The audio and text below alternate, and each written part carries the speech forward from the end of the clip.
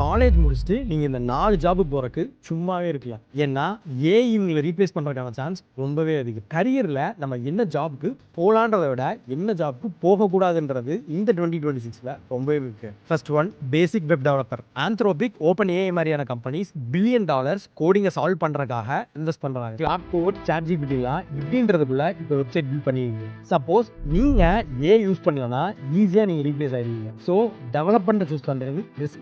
Second one customer support.